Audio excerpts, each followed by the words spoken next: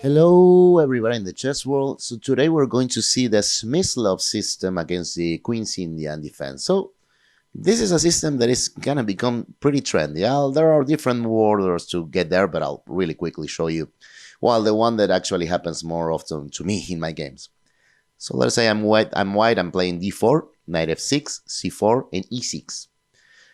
So after knight on f3, quite often I saw my opponents playing c5. So this is hinting some sort of Benoni or modern Benoni. But yeah, I mean, while sometimes I do play d5 and I get into well, either modern Benoni or a Volga gambit with an early b5, I do play e3 sometimes.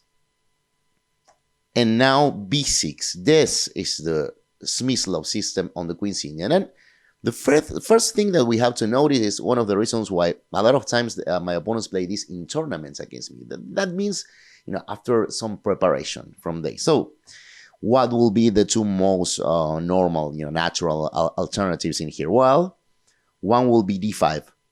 And we're probably going to get into, let us say, a tarrasch defense, just symmetrical tarrasch defense. This is an option. And the other will be c takes d4, and after e takes d4, d5.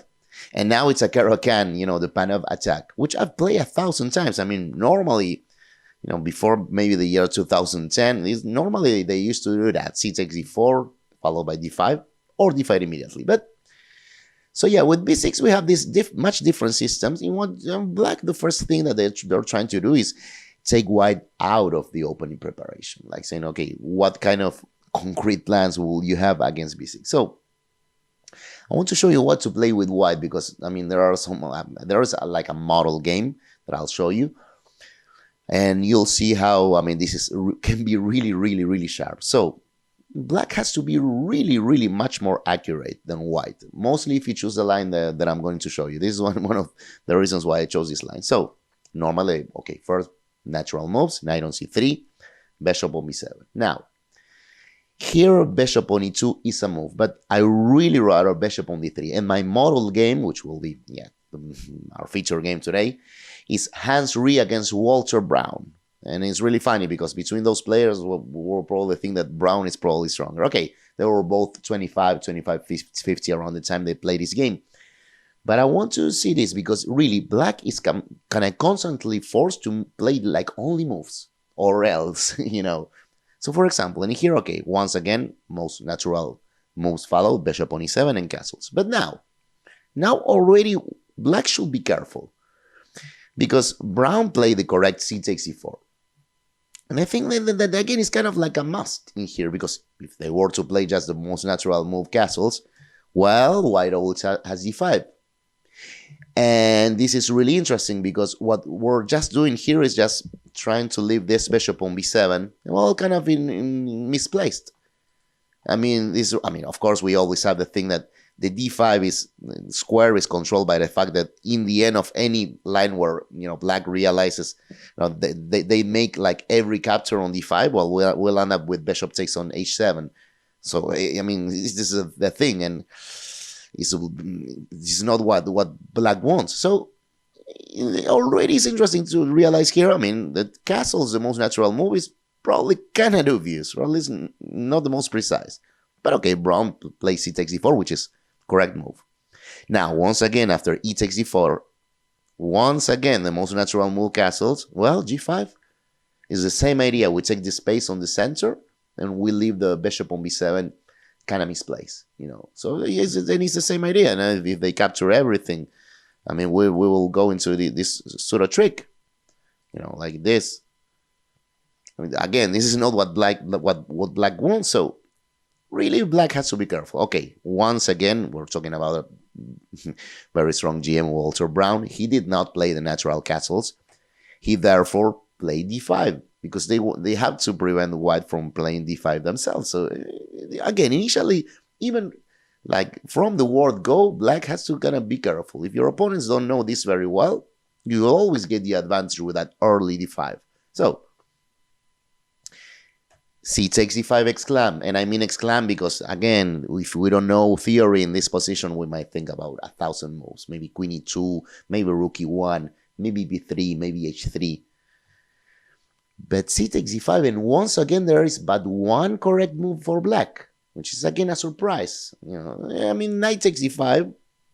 Once again, the great Walter Browne played the correct move. But look at the alternatives. I mean, of course, black wouldn't want to take it with the bishop, giving up the pair of bishops. We will just play knight takes on d5. But e takes d5. It is a seemingly natural move. But watch out. Look at how things might actually, white can stir up things immediately with this check, which is bishop on b5 check. So after knight bd7, knight on e5. Looks like we're just allowing, black to play the natural short castles, but knight on c6. And now, since we're about to take the good bishop on e7, well, first of all, black will have to, relinquish the pair of bishops. Already a plus for us. But even more, after rook on c8, we have this bishop on b7. And, I mean, we're actually also hitting the pawn on d5. Rook on c7 actually will protect the pawn on d5. Now we cannot play bishop takes d5. This will be a mistake because rook takes on c3. Okay, yeah, black has, they have their own tactics. However, it's still trouble for black because in here we will go bishop on e6. And now we're controlling the c file. So for example, the other thing is we're if black does nothing, we're just going to develop bishop on f4 and win the tempo. So bishop on d6 will be the natural move. Now we have knight on b5. Again, everything's trouble for black. Rook c6, we just grab that, bishop on f4. Clear advantage for white. And so, once again, going back, like, just a little recap, from here. After castles, only good strategical move for black, c takes e4. After pawn takes, only good strategical move for black, g5. After pawn takes, only good strategical move for black, knight takes on d5. And once again, we're playing natural moves. Black is playing on the edge. But let us keep it up because tactics are far from over. So, of course, Walter Browne took on d5 with the knight correctly. So Hans Ree played knight on e5. Now castles. Queen g4 exclam. Really, really, really aggressive move, right? Queen on g4. I mean, I don't think there is anything more aggressive. And this is, once again, a really funny detail because, well, natural move for black is what Browne played, knight on f6. However, this move, I think it should be not recommended. I mean, f5, which is maybe it looks more like an artificial move, right? But it's probably the best. I think black should play this f5. I mean, artificial from the point of view that, yes, now we have this backward pawn on e6. Yeah, it's, again, not the most natural move. But, for example, after queen on e2, black could follow that up with bishop on f6. And let us say, rook e1, rook e8. Well, bishop on b5, we can just go away. And now, well, I think white could even play interesting bishop on e3. Just even kind of like offering this bishop. But I want to show you how the game followed, because after Browne played knight on f6, this might lead to troll, and actually it led to troll in this particular game, but I want to see why, so you can appreciate how rich are all the possible tactics that we have for white, thanks to this bishop on d3, the queen on g4 that went out really aggressive, and the cool knight on e5 with a great outpost. So the game replayed the queen on h4. I mean, it's the most aggressive move. Now, in here, Walter Browne played knight on c6. It's a move. It's a good move. It's a possible move.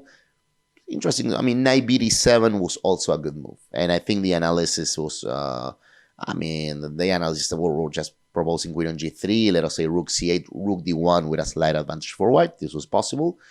And for example, this is one analysis that I really like. One GM proposed knight on e4. Well, this is an interesting move.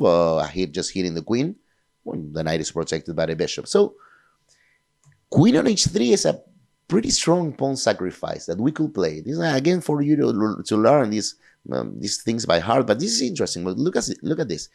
If black does accept this pawn with queen takes on d4, we can start with bishop on f4, just developing and protecting the knight.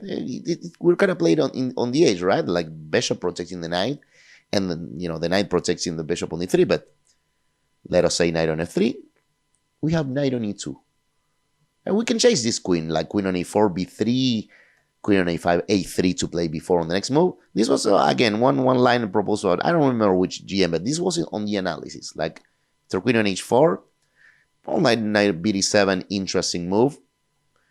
Knight on e4, queen on h3, very cool, pawn sacrifice by white. But look at the game, because in the game after knight on c6, bishop on g5 was the move by Walter Browne. And, sorry, by Hans Ree. And this is a really interesting move, because now we are threatening bishop takes on f6, followed by queen on e4. So I like to think about what would you play with black here. So just take some time and pause the video and think. Okay, so the reason why I ask you to pause the video and think on this position is that two of the most natural moves for black lose immediately.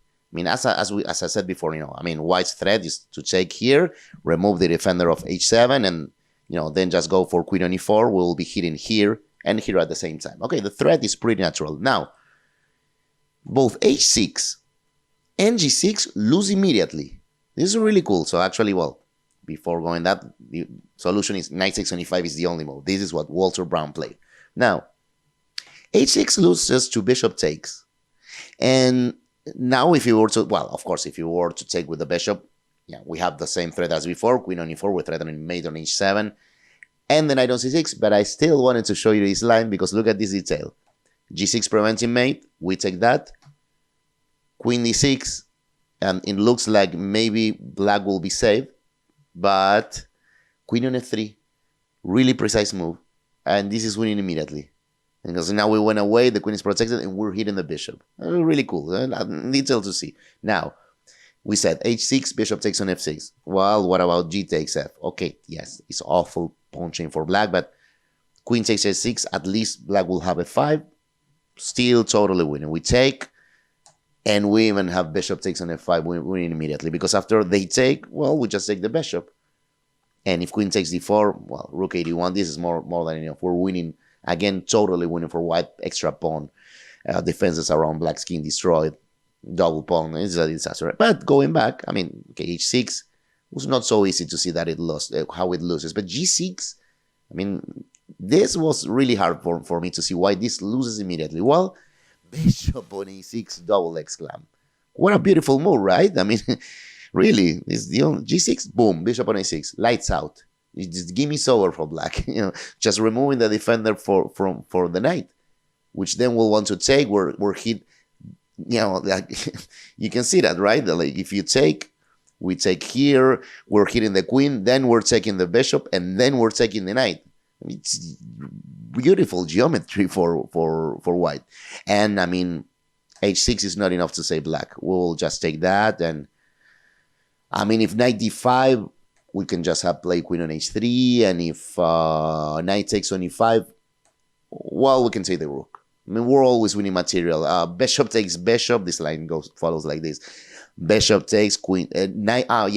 Before taking the bishop, maybe since black is losing the knight, they'll probably include this check, at least to ruin our pawn chain. Again, not enough. Rook f1, we're totally. But what a beautiful line, right? g6 immediately losing to bishop on a6. So, again, from the Pausethevideoandthink moment, the only move is knight takes on e5. Now, we also have an only move.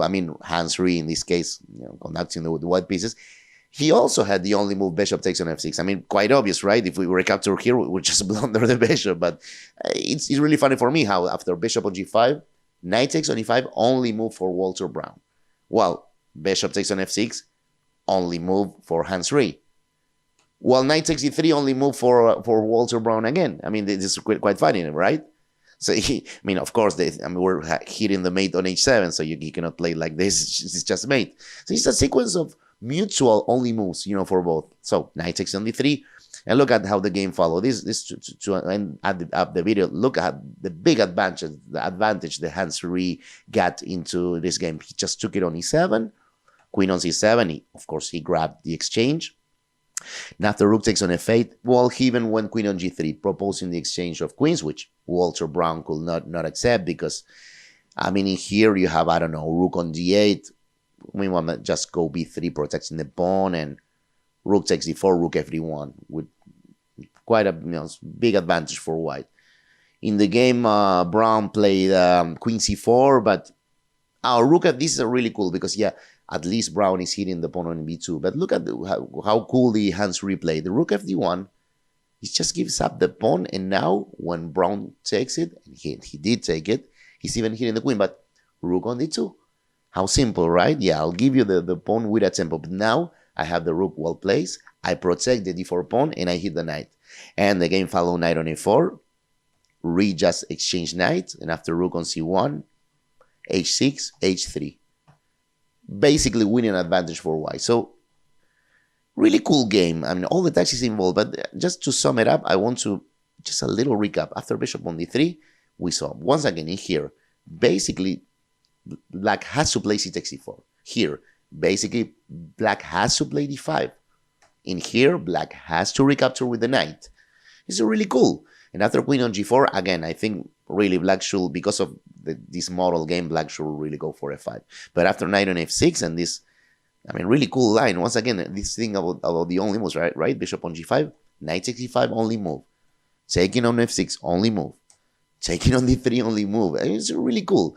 So going back, I think, once again, this all came from this position. Sometimes I've seen games where white plays bishop on e2, and if d5, they go for a plan like knight on e5 and bishop on f3. This is all possible. Really, after seeing this model game, bishop on d3, much more aggressive. This is definitely my move. So I hope you like the video, and now you got a really cool way to play against the Smyslov system on the Queen Indian defense. This might actually give you a lot of miniatures. So, okay, as usual, I'll ask you to like, comment, share, and subscribe as usual. And thanks for watching. I will see you next time.